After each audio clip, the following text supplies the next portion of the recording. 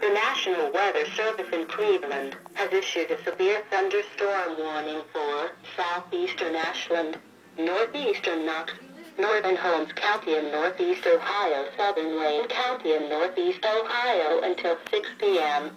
At 4:51 p.m., National Weather Service Doppler radar indicated a severe thunderstorm capable of producing quarter-size hail and damaging winds in excess of 60 miles an hour. This storm was located near Loudonville and moving northeast at 30 miles an hour. Locations impacted include Shreve, Holmesville, Nashville, Mount Eaton, Dalton. This is a dangerous storm. Seek shelter inside now and stay away from windows.